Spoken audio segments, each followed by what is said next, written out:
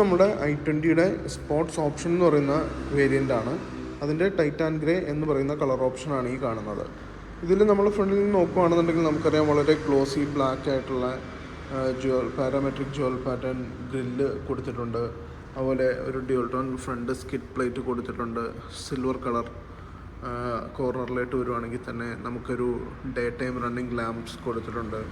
അതുപോലെ front hood, അതിൽ വരുന്ന ക്യാരക്ടർ ലൈൻസ് വളരെ ബ്യൂട്ടിഫുൾ ആയിട്ടുള്ളൊരു ക്യാരക്ടർ ലൈൻസാണ് ഇതിൽ കൊടുത്തിരിക്കുന്നത്.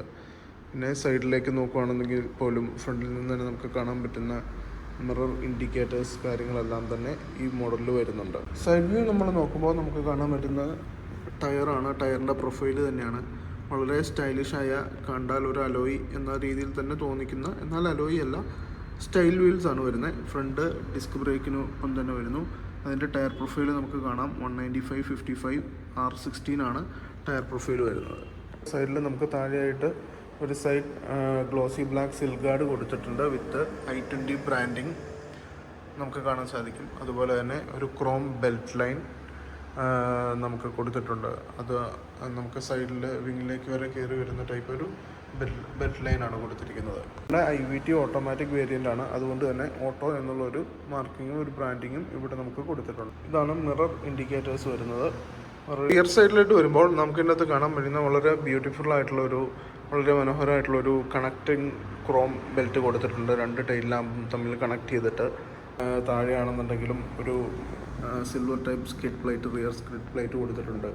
അവിടെയും ഒരു ബ്ലാക്ക് ഫിനിഷ് കൊടുക്കാൻ സാധിച്ചിട്ടുണ്ട്. റിഫ്ലക്ടറോട് ചേർന്ന് തന്നെ സെൻസേഴ്സ്, റിയർ ക്യാമറ എല്ലാം നമുക്ക് ഈ വണ്ടിയിൽ തന്നെ അവൈലബിൾ ആയിട്ട് വരുന്നുണ്ട്. മറ്റൊരു യൂസ്ഫുൾ ആയിട്ടുള്ളൊരു ഫീച്ചറാണ് നമ്മുടെ റിയർ ഡീഫോഗർ ലൈൻസ്.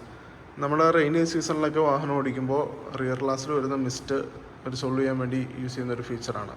നമ്മുടെ ടെയിൽ ലാമ്പിൻ്റെ ഡിസൈൻ വരുന്നത് റിസെറ്റ് ഷേപ്പ് ടെയിൽ ലാമ്പാണ് കൊടുത്തിരിക്കുന്നത്. അതിനോട് ചേർന്ന് തന്നെ ഇൻഡിക്കേറ്റർ ലൈറ്റ്സും ബ്രേക്ക് ലൈറ്റ്സും കാര്യങ്ങളും എല്ലാം കൊടുത്തിട്ടുണ്ട്. ആ ടെയിൽ ലാമ്പ് തന്നെ സൈഡിലേക്കും അതിൻ്റെ ഡിസൈൻ നീണ്ടു വരുന്നുണ്ട്. അവിടെയും ഒരു i20യുടെ ബ്രാൻഡിങ് കൊടുക്കാൻ കമ്പനി ശ്രദ്ധിച്ചിട്ടുണ്ട്. അതുപോലെ ടോപ്പ് സൈഡ് തന്നെ നോക്കുകയാണെങ്കിൽ തന്നെ ഒരു ഹൈ മൗണ്ട് സ്റ്റോപ്പ് ലാമ്പ് കൊടുത്തിട്ടുണ്ട്. അതുപോലെ തന്നെ ഇപ്പോഴത്തെ ഏറ്റവും ട്രെൻഡിങ് ആയിട്ടുള്ള നമ്മുടെ ഷാർക്ക് ഫിൻ ആൻറ്റിന കൊടുക്കാനും ശ്രദ്ധിച്ചിട്ടുണ്ട്. അത് വളരെ ഒരു നല്ലൊരു ഗ്ലോസി ഫിനിഷിൽ നല്ലൊരു റിസപ്ഷൻ കൂടിയൊരു ആൻറ്റിന തന്നെയാണ് ഇതിലിരിക്കുന്നത്. നമുക്ക് ഇതിൽ നമ്മൾ ഡ്രൈവർ സീറ്റിൻ്റെ ഹൈറ്റും അഡ്ജസ്റ്റ് ചെയ്യാനുള്ള ഓപ്ഷൻസ് അവൈലബിൾ ആണ്. ഈ ഒരു ലിവർ യൂസ് ചെയ്ത് നമുക്ക് വണ്ടിയുടെ സീറ്റിങ്ങിൻ്റെ പൊസിഷൻ്റെ ഹൈറ്റും നമുക്ക് അഡ്ജസ്റ്റ് ചെയ്യാനായിട്ട് സാധിക്കും. ഇവിടെ മൊത്തത്തിലുള്ള ഒരു സൈഡ് ഡോർ പാഡ് തീം നോക്കിക്കഴിഞ്ഞാൽ ഒരു ഗ്രേ ആൻഡ് ബ്ലാക്ക് തീമാണ് കൊടുത്തിരിക്കുന്നത്. അതിൽ ഡോർ സൈഡിൽ തന്നെ നമുക്ക് വണ്ടിയിൽ ഡ്രൈവർ സീറ്റിൽ ഇരുന്നുകൊണ്ട് തന്നെ ഒരുവിധപ്പെട്ട എല്ലാ കാര്യങ്ങളും കൺട്രോൾ ചെയ്യാനുള്ള ഓപ്ഷൻസ് കൊടുത്തിട്ടുണ്ട്. ഡോർ പാഡ് എല്ലാം വരുന്നത് ഒരു ലെതർ ഫിനിഷാണ് വരുന്നത് സ്പോർട്സ് ഓപ്ഷൻ തൊട്ട്, അതായത് ഈ വേരിയൻ്റ് തൊട്ട്. ഇവിടെ തന്നെ നമുക്ക് mirror adjustment, mirror left right select ചെയ്യാനുള്ള ഓപ്ഷൻസ്, അതുപോലെ മിറർ ഇലക്ട്രിക് ഫോൾഡിങ് ഓപ്ഷൻസ് എല്ലാം നമുക്ക് ഇവിടെ തന്നെ കൊടുത്തിട്ടുണ്ട്. 4 സെൻറ്റർ ലോക്കിൻ്റെ ഓപ്ഷൻസ് കൊടുത്തിട്ടുണ്ട്. അതുപോലെ 4 പവർ വിൻഡോയുടെ ഓപ്ഷൻസും കൊടുത്തിട്ടുണ്ട്. Rear power window lock unlock ചെയ്യാനുള്ള ഓപ്ഷനും നമുക്ക് ഇവിടെ തന്നെ വരുന്നുണ്ട്. അതുപോലെ door handles, inside door handles നോക്കിയാലും ഒരു മെറ്റൽ ബ്ലാക്ക് ഫിനിഷും കൂടി ചേർന്നിട്ടുള്ളൊരു ഡോർ ഹാൻഡിൽസാണ് വരുന്നത്. നമ്മുടെ വണ്ടിയുടെ ഇൻറ്റീരിയർ പോർഷൻസ് വരുന്നത് ഇതിൽ സ്റ്റിയറിങ്ങിൽ നമ്മൾ നോക്കിയാൽ അറിയാം, സ്റ്റിയറിംഗ് കൺട്രോൾസ് 2 സൈഡിലുമായിട്ട് കൊടുത്തിട്ടുണ്ട്. അത് ലെഫ്റ്റ് സൈഡ് സ്റ്റിയറിംഗ് കൺട്രോൾസ് മൊത്തം നമ്മുടെ ടച്ച് സ്ക്രീൻ ഡിസ്പ്ലേയുടെയാണ്. റൈറ്റ് സൈഡ് സ്റ്റിയറിംഗ് കൺട്രോൾസ് മുഴുവനും നമ്മുടെ മീറ്റർ കൺസോളിൻ്റെയാണ്, ഇൻസ്ട്രുമെൻറ്റ് ക്ലസ്റ്ററിൻ്റെയാണ്. ഇതാണ് നമ്മുടെ ടച്ച് സ്ക്രീൻ വരുന്നത്. 8 ഇഞ്ച് ഒരു ഇൻഫോർടൈൻമെൻറ്റ് സിസ്റ്റമാണ് വരുന്നത്. അതിൽ തന്നെ നമ്മുടെ ആൻഡ്രോയിഡ് ഓട്ടോ, ആപ്പിൾ കാർപ്ലേ എല്ലാ സംഭവങ്ങളും സപ്പോർട്ട് ചെയ്യുന്നതാണ്.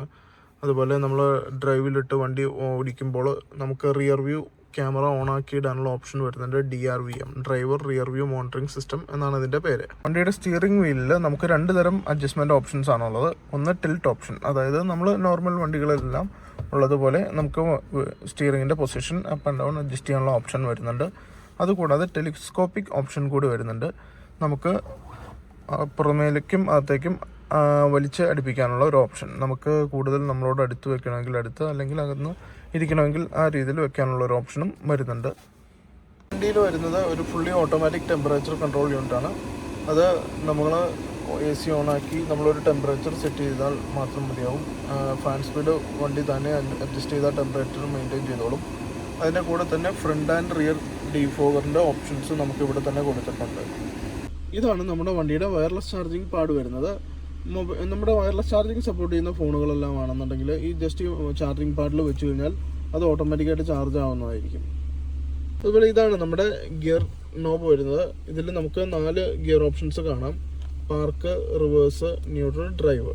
ഇതിൽ ബ്രേക്ക് ഫുള്ള് പ്രസ് ചെയ്തതിന് ശേഷം മാത്രമേ ഓരോ ഗിയറും ഷിഫ്റ്റ് ചെയ്യാൻ പാടുള്ളൂ.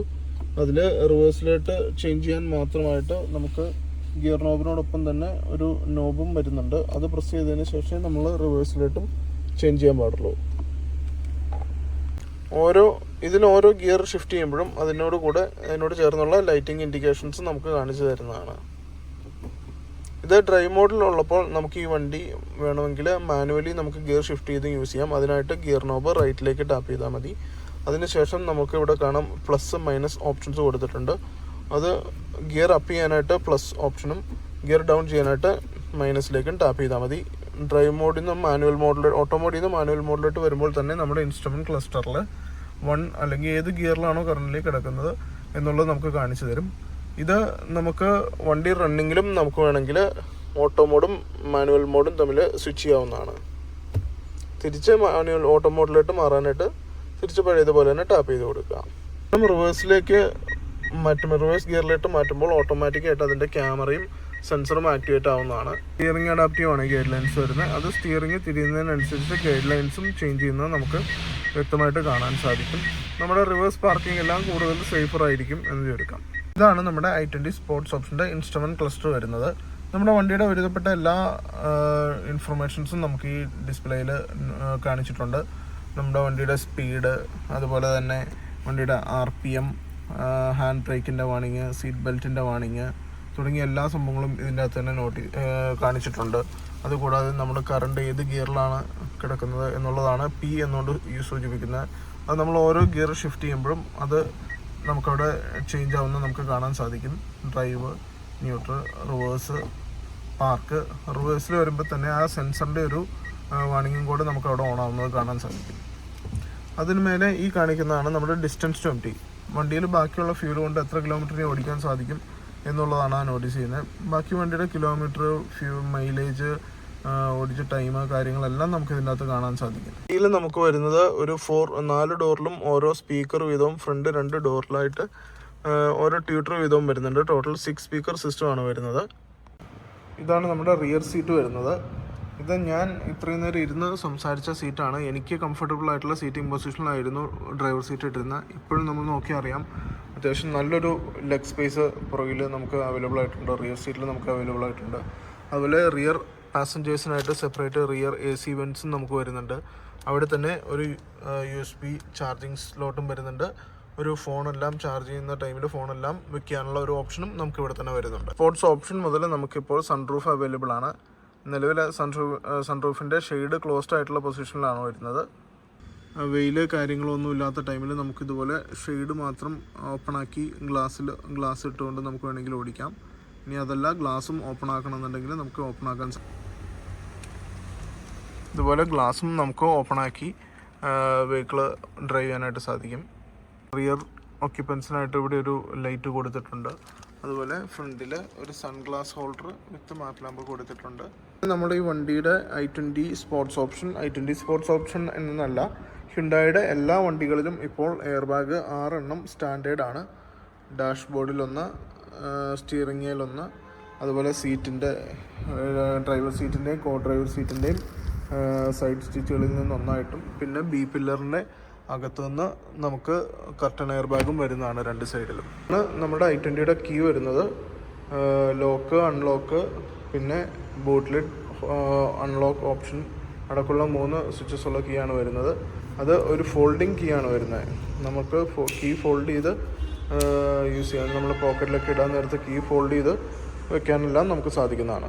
ആണ് നമ്മുടെ എൻജിൻ വരുന്നത്. ഇതിൽ നമുക്ക് വരുന്നത് 1200 cc 4 സിലിണ്ടർ എൻജിനാണ് വരുന്നത്. അത് മാനുവൽ ട്രാൻസ്മിഷന് 83 PS പവറും IVT അതായത് ഓട്ടോമാറ്റിക് ട്രാൻസ്മിഷന് 88 PS പവറും വരുന്ന എൻജിനാണ് വരുന്നത്. ടോർക്ക് വരുന്നത് 11.7 kgm ആണ് വരുന്നത്, അല്ലെങ്കിൽ 114.7 ന്യൂട്ടൺ മീറ്റർ. വണ്ടിയുടെ ഡയമെൻഷൻ നോക്കുകയാണെന്നുണ്ടെങ്കിൽ നമുക്ക് ഫ്രണ്ട് 1775 mm വിഡ്ത്ത് വരുന്നുണ്ട്. അതുകൂടാതെ വരുമ്പോൾ നമുക്ക് 3995 mm ലെങ്ത്തും 2580 mm വീൽ ബേസുമാണ് വരുന്നത്. ഹൈറ്റ് നമുക്ക് വരുന്നത് 1505 mm ഹൈറ്റും വരുന്നുണ്ട്. ഇനി ഓവറോൾ നോക്കുകയാണെന്നുണ്ടെങ്കിൽ വളരെ ഫീച്ചർ റിച്ച് ആയിട്ടുള്ള ഒരു വെഹിക്കിളാണ് i20 വരുന്നത്. അതിൻ്റെ തന്നെ ഒരു മിഡിൽ ഓപ്ഷനാണ് സ്പോർട്സ് ഓപ്ഷൻ. സൺറൂഫ് അടക്കമുള്ള ഓപ്ഷൻസ് സ്റ്റാർട്ട് ചെയ്യുന്ന ഒരു വേരിയൻ്റാണിത്. i20 സ്പോർട്സ് ഓപ്ഷൻ മാനുവലിന് നമുക്ക് എക്സ്-ഷോറൂം പ്രൈസ് വരുന്നത് 8,76,000 രൂപയാണ്. അതിൻ്റെ ഓട്ടോമാറ്റിക് വെഹിക്കിളിനാണെങ്കിൽ നമുക്ക് വരുന്നത് 9,81,000 രൂപയാണ് എക്സ്-ഷോറൂം പ്രൈസ് വരുന്നത്.